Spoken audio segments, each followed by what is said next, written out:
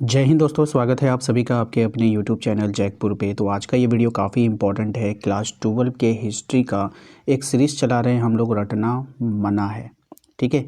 और ऐसा इसलिए है क्योंकि आपको इतनी आसान भाषा में आंसर बताया जाता है कि आप लोगों को बिल्कुल रटना नहीं है। कहानी की तरह आपको हम समझाते हैं ताकि आप उसको समझ करके खुद से उसके आंसर को लिख पाओ। तो वीडियो काफ़ी इंपॉर्टेंट होगा और इस सीरीज में हमने लगभग 12 से 13 वीडियो ऑलरेडी अपलोड कर दिया है, तो आप लोग उसको जाकर ज़रूर देखिएगा। हमने इतिहास का अलग से प्लेलिस्ट भी बना दिया है ताकि आपको इधर उधर भटकना बिल्कुल भी ना पड़े। हर एक सब्जेक्ट का अब अलग अलग से प्लेलिस्ट बना दिया गया है। सभी वीडियो आपको एक ही जगह मिल जाएगा। आपको जोन सा विषय का तैयारी करना है, आप उस विषय में जाकर के आसानी से तैयारी कर सकते हो। तो चलिए शुरू करते हैं। चैनल पे जो लोग पहली बार आए हैं सब्सक्राइब कर लीजिएगा, घंटी वाले आइकन को प्रेस कर लीजिएगा ताकि आने वाली हर एक वीडियो का नोटिफिकेशन आपके मोबाइल पे मिलता रहे। अब देखिए, सवाल में आपसे बोला गया था कि अस्थाई बंदोबस्त से आप क्या समझते हैं, इसकी प्रमुख विशेषताएं आपको बतानी थी, ठीक है। ये सवाल इतना इम्पॉर्टेंट है कि क्या ही बताएं। ये सवाल जो है आप लोगों का 2017 में आया था सबसे पहली बार। उसके बाद ये क्वेश्चन देखा गया था 2020 में, ठीक है। फिर इस क्वेश्चन को देखा गया था 2022 में। कब देखा गया था? 2022 में। यानी कि और इसके बाद क्वेश्चन जो है नहीं आया था। प्री बोर्ड में काफ़ी बार आया था, लेकिन अगर हम मेन बोर्ड की बात करें तो 3 बार ये सवाल रिपीट हो चुका है, 2017 में, 2020 में और 2022 में, ठीक है। तो चलिए शुरू करते हैं, देखते हैं क्या है ये सवाल। तो अस्थाई बंदोबस्त से आप क्या समझते हैं? सबसे पहले हम लोग समझेंगे कि अस्थाई बंदोबस्त होता क्या है और इसकी प्रमुख विशेषताएं। यानी ये क्वेश्चन जो है 2 पार्ट में है। कितने पार्ट में है? 2 पार्ट में है। सबसे पहले आपको बताना है कि अस्थाई बंदोबस्त होता क्या है, आप क्या समझते हैं उससे, और इसकी विशेषताएं बताना, इसकी इम्पोर्टेंस क्या थी उन लोगों की नज़र में जो लोग इनको लागू किए थे।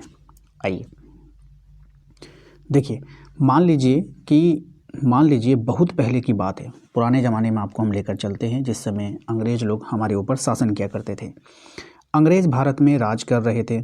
बिल्कुल इमेजिन करो, आप सिर्फ इमेजिन करना है कि अंग्रेज़ भारत पे राज कर रहे थे। देखो, घोड़े पर अंग्रेज़ सवार होकर जा रहे हैं, गाड़ियों में जा रहे हैं, ठीक है। वो आम जनता को सता रहे हैं। बस फिल्मों में जैसे आप लोग देखा करते थे ना, वैसे ही आपको इमेजिन करना है। उन्हें अपनी सेना चलाने के लिए, दफ्तर चलाने के लिए सेना, उनके पास पुलिस थी, उनके ऑफिस थे, दफ्तर में कर्मचारी होंगे भाई, उनको चलाने के लिए और शासन करने के लिए बहुत सारा पैसा चाहिए था। तो बस सही बात है भाई, अब उनको सेना चलाना था, दफ्तर चलाना था, तो उनके लिए तो पैसा लगेगा ना भाई, कोई फ्री में तो आपका काम करेगा नहीं।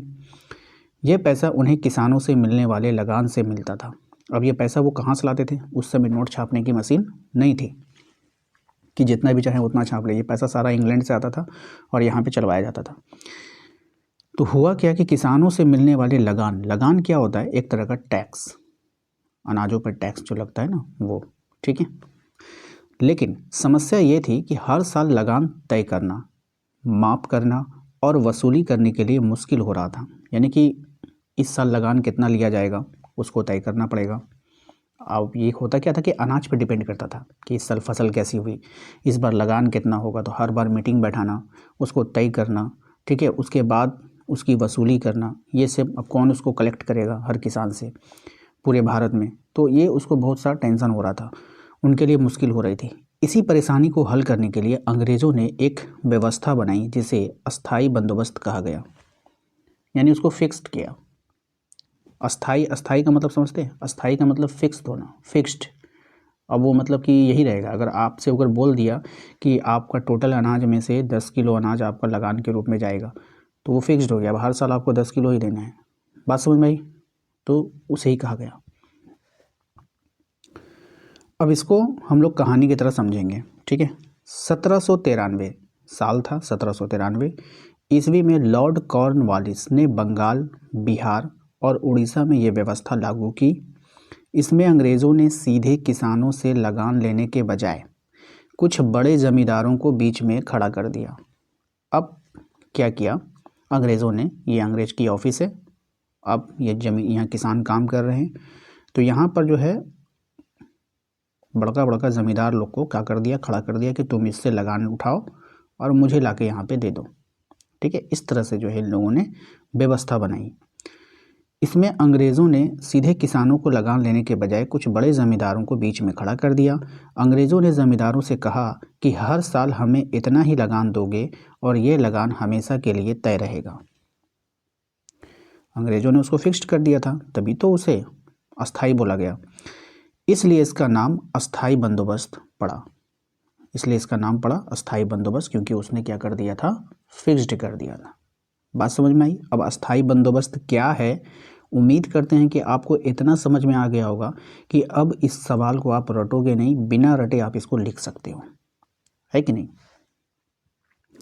अब हुआ क्या, जो कि वहाँ के जो जमींदार थे जिसको बीच में खड़ा किया गया था कि भैया तुम जो है यहाँ से जो है लगान ले करके मेरे ऑफिस तक पहुँचा देना, वो खुश हो गए। क्यों खुश हो गए? क्योंकि उन्हें लगा कि ज़मीन उनकी हो गई। अब वो खुश हो गए, भाई अब तो ज़मीन तो हमारा हो गया ना। वे किसानों से जितना चाहेंगे लगान वसूल कर सकते हैं, यानी बढ़ा करके। देखिए अंग्रेज़ को देना है 10 किलो, अब ये किसान को बोलेंगे 20 किलो अनाज दो, नहीं तुम्हारा ज़मीन छीन लेंगे हम। और 10 किलो कहाँ चला जाएगा, इसके पेट में चला जाएगा, और अंग्रेज के पास कितना जाएगा, 10 ही किलो जाएगा। बात समझ में आएगी नहीं। तो वही चीज़ यहाँ पे, ये जमींदार लोग क्या हो गया, बहुत हो गया, वे किसान से जितना चाहे उतना वसूल सकते थे। किसान बेचारे मेहनत करते थे, फसल उगाते थे, लेकिन उसका बड़ा हिस्सा लगान के रूप में चला जाता था। अब ये लोग क्या करने लगे कि बहुत ज़्यादा ही लगान लेने लगे, यानी उल्टा हो गया। अंग्रेज क्या सोचे कि चलो एक बार फिक्स कर देते हैं, किसानों को भी राहत मिल जाएगा और हमें भी उतना झोल झमेला नहीं होगा कि हर बार तय करना पड़ेगा, ये अंग्रेज़ ने सोचा। और अंग्रेज़ ने क्या किया, बीच में एक ज़मींदार को खड़ा कर दिया कि भाई तुम उसको ले करके मेरे ऑफिस तक पहुंचा देना। लेकिन ये जो है ना, ये अपना दिमाग लगा दिया कि हम अगर ज़्यादा लेंगे तो हमारी बचत होगी। बात समझ में आई ना, अंग्रेज़ को तो 10 ही देना है ना, बाकी का तो हमारा हो जाएगा ना। तो ये बीच में अपना दिमाग लगा लिया ये, ठीक है। तो इस कारण से ये सब हो रहा था। अब उनका बड़ा हिस्सा चला जाता था, अगर समय पर लगान नहीं दिया तो ज़मीन भी छीनने का डर रहता था।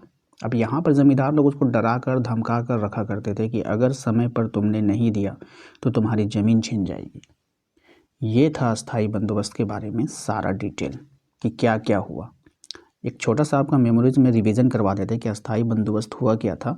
कि अंग्रेज़ों को हर साल लगान लेने में प्रॉब्लम हो रही थी। नहीं, सबसे पहले हमने आपको कहानी में समझाया कि उनको पैसे की ज़रूरत थी। क्यों पैसे की ज़रूरत थी? सेना चलाने के लिए, दफ्तर चलाने के लिए, प्रशासन को चलाने के लिए अंग्रेज़ों को भी पैसे की ज़रूरत थी। और ये पैसा कहाँ से आता था? तो लगान के रूप में आता था, किसानों से लगान के रूप में आता था। लेकिन लगान लेना इतना आसान नहीं था, हर साल लगान को जाकर के तय करना पड़ता था, है कि नहीं। और उसको कलेक्ट करने के लिए भी आदमियाँ भेजना पड़ता था। अब यहाँ पे एक अंग्रेज लोग ने किया क्या कि उसको एक व्यवस्था को फिक्स्ड किया। किसने किया था? लॉर्ड कॉर्नवालिस ने। बात समझ में आई? कहाँ कहाँ किया वो याद रखना, कौन से साल में किया वो याद रखना है, ठीक है। तो उसने क्या किया था, एक व्यवस्था लागू की जिसको हम लोग बोलते हैं अस्थाई बंदोबस्त, और उसमें फिक्स्ड कर दिया कि हमें इतना ही लगान देना है, ठीक है। और उसको वसूल करने के लिए किसको बीच में खड़ा किया गया? ज़मींदार को। और ज़मींदार क्या करने लगे? अपनी मनमानी करने लगे, ज़्यादा से ज़्यादा लगान वसूल करने लगे, जिससे किसानों को प्रॉब्लम होने लगी, उसके अंदर डर पैदा हो गया, उसके ज़मीन छिन जाने का डर उनको सताने लगा। तो ये सब हम लोगों ने ऊपर कहानी में देखा, ठीक है। अब आइए, अब अस्थाई बंदोबस्त की जो प्रमुख विशेषताएँ हैं इसके बारे में चर्चा करेंगे, ठीक है। देखिए दोस्तों, आप लोग से बस मेरी एक ही शिकायत रहती है कि इतनी मेहनत करके ये वीडियो बनती है, टाइपिंग में टाइम लगता है, बनाना पड़ता है। लैंग्वेज ऐसा नहीं कि मैं कहीं से भी बना देता हूँ, पहले बुक स्टडी करता हूँ। आपके मार्केट में जो बुक आया है ना, वो मेरे पास भी है, पहले मैं उसको स्टडी करता हूँ। स्टडी करने के बाद फिर मुझे लगता है कि यहाँ पर इस आंसर का लैंग्वेज को सीधा करना है ताकि उनको समझ में आए। इतना टाइम लगता है ना कि क्या ही बताएं। एक क्वेश्चन को ठीक करने में मुझे आधा घंटा तो लग ही जाता है, सिर्फ ठीक करने में। उसके बाद टाइप करके तैयार करने में फिर आधा घंटा लग जाता है, और वीडियोस बना के अपलोड करने में फिर 1 घंटा लग जाता है, ठीक है। तो 1 घंटा यहाँ, 1 घंटा यहाँ, 1 घंटा यहाँ, टोटल 2 घंटे मेरे टाइम वेस्ट होते हैं एक सवाल को कंप्लीट करने में। रटना मना है, अगर हम चलाते हैं तो 2 घंटा लग जाता है। लेकिन आप लोग ना क्या ही बताएं, ना ही वीडियो को दिल से लाइक करते हो, ना ही सब्सक्राइब करते हो, ना ही शेयर करते हो। सबसे बड़ा बात है कि आप लोग शेयर नहीं करते हो दोस्तों के साथ, ठीक है। किया कीजिए भाई, बहुत मेहनत लगती है, ठीक है। आपका लाइक, कमेंट, शेयर ही हमारा मोटिवेशन है, तभी हम 2 घंटे लगातार आपके लिए वीडियोस के लिए मेहनत कर पाते हैं, ठीक है। आइए, अस्थाई बंदोबस्त की प्रमुख विशेषताओं को समझेंगे, इसकी क्या क्या विशेषताएं हैं। सवाल में 2 तरह के पूछा, अस्थाई बंदोबस्त क्या था, अस्थाई बंदोबस्त की प्रमुख विशेषताएं भी आपसे पूछी गई थी। देखिए, सबसे पहली विशेषता ये थी कि लगान की रकम हमेशा के लिए तय कर दी गई, ये इसकी विशेषता थी। कि जो लगान की रकम थी वो फिक्स्ड थी। पहला विशेषता क्या था? लगान की रकम फिक्स्ड थी। हमारे साथ साथ बोलिए, पहली विशेषता क्या थी? लगान की रकम फिक्स्ड थी। बोलिए, अगर आप नहीं बोल रहे हैं, अपने मन में भी नहीं बोल रहे हैं, हमारे साथ नहीं दोहरा रहे हैं, तो भाई दिक्कत है, दिक्कत है। शर्माओ, फिर शर्माते रह जाओगे और एग्ज़ाम नज़दीक आ जाएगा। इसके बाद में कोई बदलाव नहीं किया जाता था। अंग्रेज को तय रकम मिलती थी, यानी फिक्स्ड अमाउंट उनको मिलता था। दूसरी विशेषता ये थी कि ज़मींदारों को ज़मीन का मालिक मान लिया गया। जमींदारों को ही ज़मीन का मालिक मान लिया गया। किसान सिर्फ खेती करने वाले बनकर रह गए, ज़मीन पर उनका कोई अधिकार नहीं रहा, क्योंकि मनमानी ढंग से वो ज़मीन छीन लेते थे ना। अगर आप उसको उतना लगान नहीं दोगे तो ज़मीन वो छीन लेंगे, तो ज़मींदार ही मालिक हो गए ना ज़मीन का। तो ये हो गया, क्योंकि अंग्रेज़ देखने नहीं आते थे। आइए तीसरा विशेषता देखिए।